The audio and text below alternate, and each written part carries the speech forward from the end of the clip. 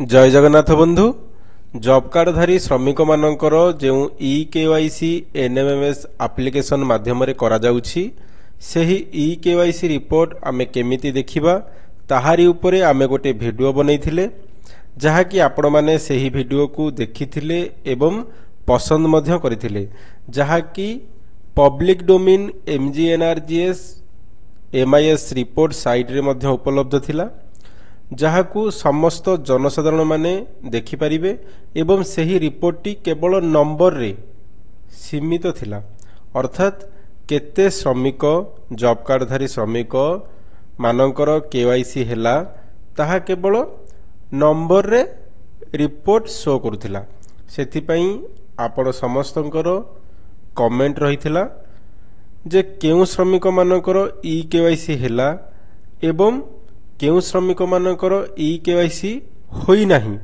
ताहार रिपोर्ट आमे ना सहित एवं जॉब कार्ड सहित केमिति देखि परिबा। तो देखंतु बंधु आमे कहि रखिया पई चाहू नाम ओ जॉब कार्ड सहित ई-केवाईसी रिपोर्ट वर्तमान सुधा पब्लिक रिपोर्ट रे उपलब्ध नाही किंतु आमे एमजीएनआरजीएस जीपी लॉगिन रु जॉब कार्ड सहित एवं श्रमिक मानकर ना सहित ई-केवाईसी रिपोर्ट काढ़ी परिबा। तो आमे केउ भली भाबरे जीपी लॉगिन रु ई-केवाईसी रिपोर्ट काढ़ीबा आजिर वीडियो रे आलोचना करिबा। देखंतु बंधु सेथि पई आमे एमजीएनआरजीएस जीपी लॉगिन ओपन करि दबा।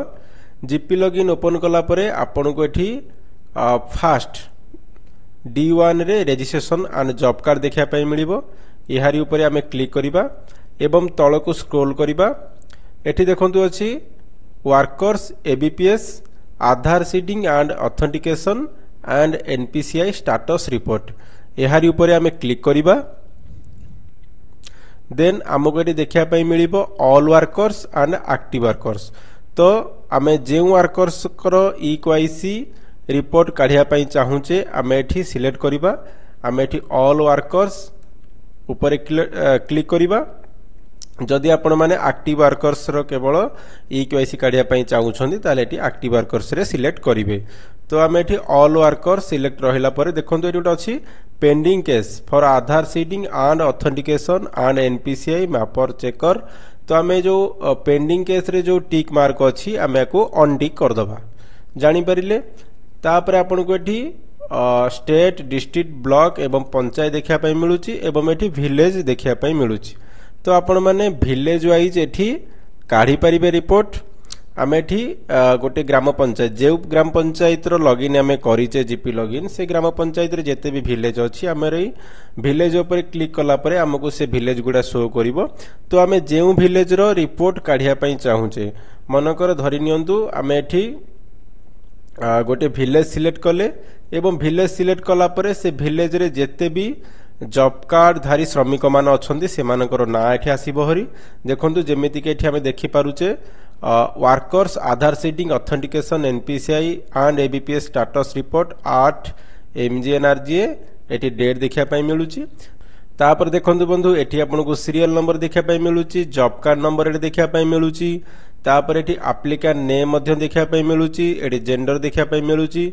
तापर एठी देखंतु अछि आधार सीडेट। तो एही जॉब कार्ड रे एही श्रमिकंकर आधार सीडिंग होईची कि नाही एठी देखिया पई मिलुची स्टेटस। तापर ऑथेंटिकेशन होईची ना नाही एवं then enabled for ABPS DBT बा एबीपीएस एक्टिव होईची ना नाही। तापर लास्ट ऑप्शन देखंतु ई-केवाईसी डन। तो देखंतु बंधु एठी आपण माने जेउ जॉब कार्ड नंबर देखुछंती ता एग्नेस्ट रे एप्लिकेंट नेम बा जॉब कार्डधारी श्रमिकंकर ना देखुछंती तांकर एठी ई-केवाईसी होईची कि नाही आपण एठु देखि परिबे। जदि आपनकर एठी यस रहूची ताहाले तांकर एनएमएमएस एप्लिकेशन माध्यम रे ई-केवाईसी होई जाईची एवं जदि एठी नो देखौची ताहाले आपनकर एठी एबीपीएस सॉरी ई-केवाईसी होई नाही। तो निश्चित भाव में आपण मैंने डाटा काढ़ी पारिबे रिपोर्ट काढ़ी पारिबे जे आपणकर जो जॉब कार्डधारी श्रमिक अच्छी से मानकर ई-केवाईसी होईची कि नहीं जोठी कि आपण मैंने जॉब कार्ड सहित ना सहित टोटाल रिपोर्ट काढ़ी पारिबे।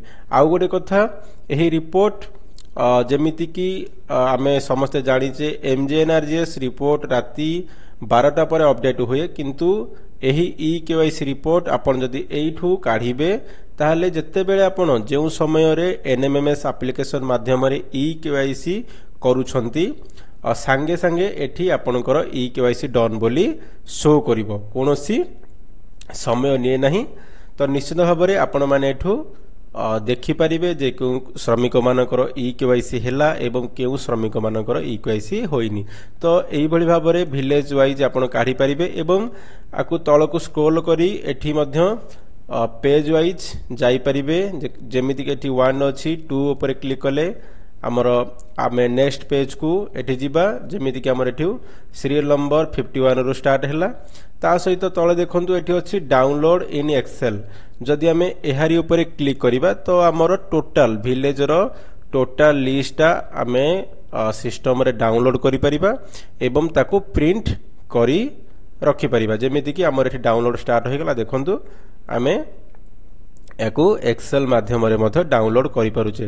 ତ ନିଶ୍ଚିତ ଭାବରେ ଆପଣ ଏହି ଅପସନକୁ ଆସି ଆପଣଙ୍କର ଭିଲେଜ ଚୁଜ୍ କରି କେଉଁ ଶ୍ରମିକମାନଙ୍କର EKYC ହୋଇଛି, କେଉଁ ଶ୍ରମିକମାନଙ୍କର EKYC ପେଣ୍ଡିଂ ଅଛି, ତା ସହିତ ଅଲ୍ ୱାର୍କର୍ସ ଏବଂ ଆକ୍ଟିଭ ୱାର୍କର୍ସ ମାନଙ୍କର ଷ୍ଟାଟସ୍ ଏହି ରିପୋର୍ଟରୁ କାଢ଼ିପାରିବା। ତ ବର୍ତ୍ତମାନ ସୁଦ୍ଧା ପବ୍ଲିକ ଡୋମିନରେ ପବ୍ଲିକ ମାନଙ୍କ ପାଇଁ ରିପୋର୍ଟ ଆସିନାହିଁ। ଯେତେବେଳେ ଆସିବ ଆମେ ନିଶ୍ଚିତ ଭାବରେ ଭିଡ଼ିଓ ବନେଇବା। ତ ବର୍ତ୍ତମାନ ଜିପି ଲଗିନରୁ EKYC ଷ୍ଟାଟସ୍ ରିପୋର୍ଟ ଆମେ କାଢ଼ିପାରିବା। ଧନ୍ୟବାଦ। Thank you for watching.